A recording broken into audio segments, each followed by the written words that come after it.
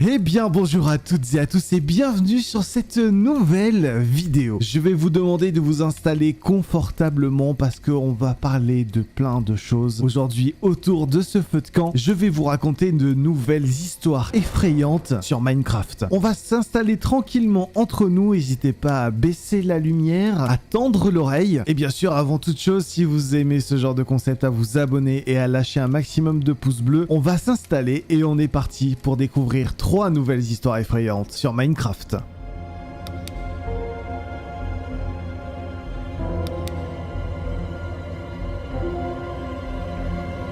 On va commencer par parler du White Enderman. Vous connaissez tous l'Enderman. Il est grand, il est effrayant, mais est-ce que vous connaissez vraiment cette entité spéciale qui est le White Enderman ?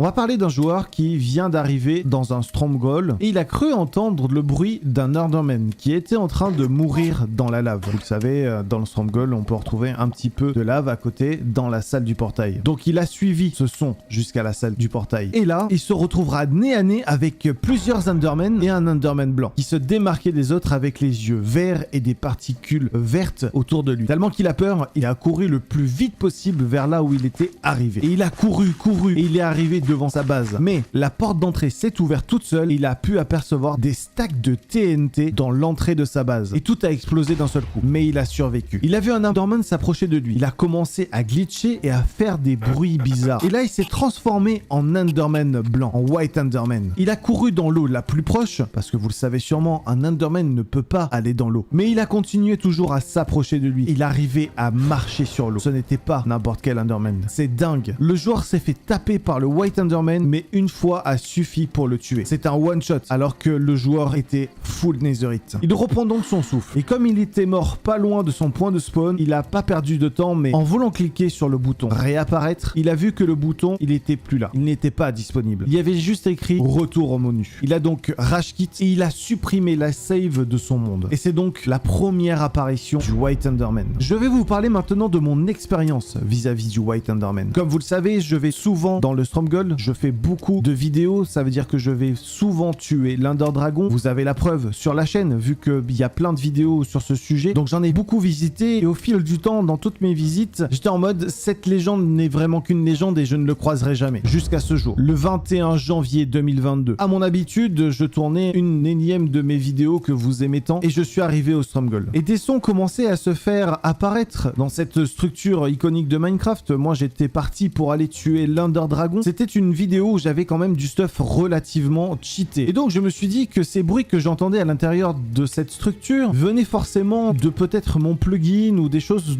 que je n'avais pas prévues dans le développement de cette aventure jusqu'à arriver devant le portail de l'ennemi. Et c'est là que je l'ai vu. Tout d'abord un Enderman classique que je regarde un petit peu de travers, bien évidemment. On ne regarde pas un Enderman dans les yeux. À ce moment-là, il s'est transformé. Et malheureusement, la suite, je ne peux pas vous la montrer car le rush a été corrompu par le White Enderman. À ce moment-là, je suis mort. Je ne pouvais donc pas réapparaître. Il me suffisait de quitter la partie et je pouvais rien faire d'autre. C'est pour ça que vous n'avez jamais vu cette vidéo. Pour cette deuxième histoire que je vais vous raconter aujourd'hui, vous avez été très nombreux à me la demander dans les commentaires du premier épisode. Donc je vais vous raconter la légende de la nulle entity.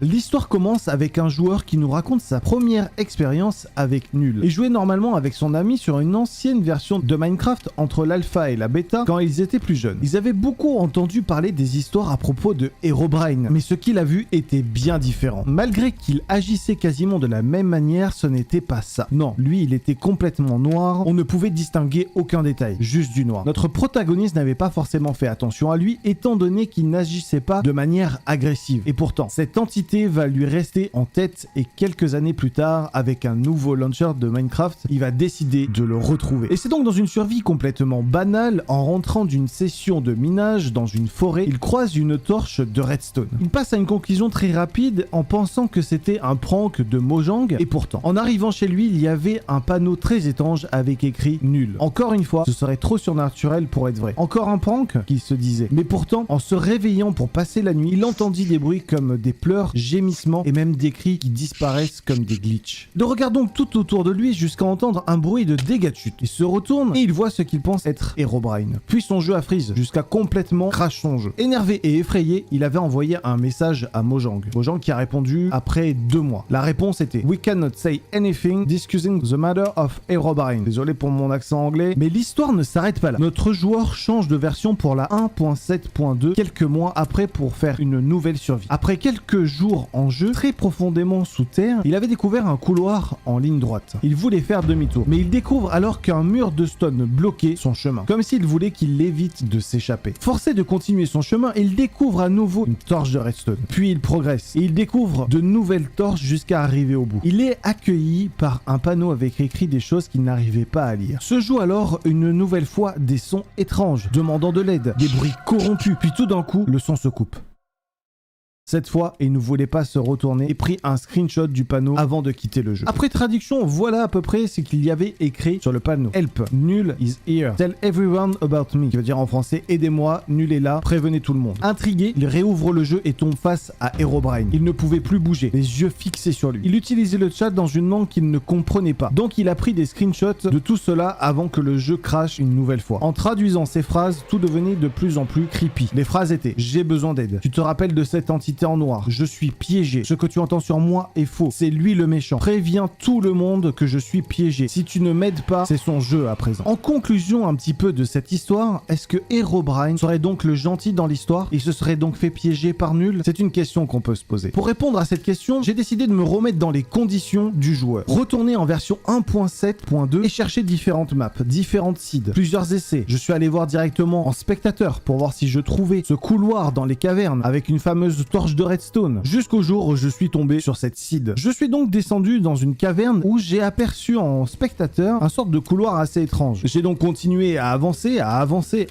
jusqu'à tomber sur une torche de redstone. J'ai donc décidé de faire la même chose que le joueur, me retourner. J'avais derrière moi 2 blocs de stone qui m'empêchaient de retourner en arrière. Il fallait forcément que j'aille en avant. Je m'attends donc à tomber sur Herobrine, potentiellement essayer de le sauver. Est-ce qu'après toutes ces années, il serait toujours bloqué par Nul? Mais c'est pas du tout sur quoi je suis tombé. Je suis bien tombé sur Nul. J'ai essayé tant bien que mal de le tuer, mais pas de la meilleure des manières. Je ne suis pas mort dans le jeu. Mon jeu a crash. En voulant retourner sur la partie, je ne pouvais même plus lancer la 1.7.2. Voilà qui termine mon expérience avec la Nul Entity.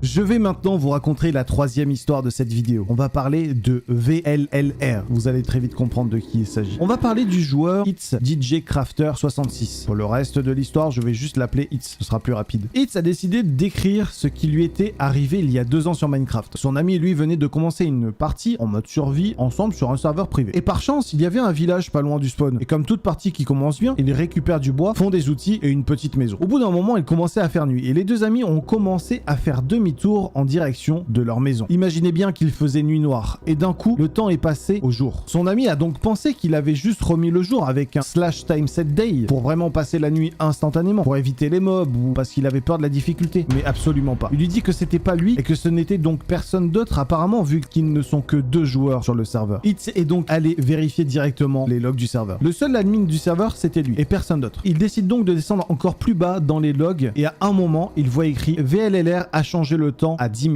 Les 2 amis étaient choqués de voir ça. Jamais ça ne pouvait arriver que quelqu'un vienne dans leur partie. Elle était fermée et privée. Ils ont juste essayé de comprendre qui était VLLR dans le monde. Mais la seule réponse possible, si ce n'était pas un joueur, est-ce que ce serait tout simplement pas une entité? Alors ils ont essayé de parler à ce VLLR et ont continué à jouer. It's décide donc d'envoyer un message dans le chat pour demander qui est VLLR? Qui es-tu? Réponds-moi. Malheureusement aucune réponse. Quand soudain, un nouveau message apparaît. Un message qui n'a ni queue ni tête. On comprend pas trop ce que ça veut dire. Mais ça leur a mis des frissons dans le dos. Curieux, ils sont allés traduire le texte et ont cherché dans quelle langue ils pouvaient le traduire. Apparemment, c'était du bulgare, qui voulait tout simplement dire « Avez-vous à boire ?» C'est vraiment bizarre. Pourquoi une entité leur demanderait s'ils avaient à boire? Ils se demandent donc pourquoi je devais avoir à boire. VLLR a donc répondu rapidement « Fakad ». Sans encore une fois aller traduire le bulgare pour trouver ce que ça voulait dire, mais ça n'a pas fonctionné. Ils ne savaient donc plus quoi faire. Et l'ami de It's demande donc « Quelle langue parlez-vous ?» Il pensait donc que c'était une bonne question à poser à VLLR, a répondu rapidement 3 lettres en arrière. Il ne comprenait pas. Puis il a commencé à traduire le texte comme les fois précédentes et Hitz a regardé le chat et VLLR s'était téléporté jusqu'à son ami. C'est ainsi qu'une première description de l'entité apparaît. Ayant été téléporté, son ami lui expliquait dans le chat ce qu'il voyait. Mec, VLLR est un villageois. Il ressemble à un villageois mais avec des pupilles blanches et des yeux noirs. Il est dans une maison du village.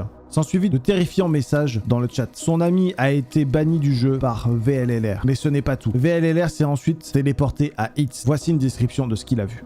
Je ne pouvais plus bouger, j'étais bloqué dans une seule direction. Tout d'un coup, mon écran est passé d'une couleur noire puis bleue jusqu'à atterrir sur l'écran de fin de Minecraft avant de finir sur un crash du jeu. Suite à ce qu'il a vu, ce joueur a supprimé sa sauvegarde ainsi que le serveur et cette entité n'a pas été revue depuis. J'ai eu beau faire des recherches, essayer de me remettre dans les conditions de ces joueurs, d'aller avec des amis, de commencer une map où il y avait forcément un village pas loin, aucune trace de VLLR. C'est potentiellement la légende la plus rare et la plus impressionnante de Minecraft. On en entend que très peu parler. Si vous avez des indices ou quoi que ce soit, n'hésitez pas à me le dire dans les commentaires ou m'envoyer ça sur Discord ou Twitter.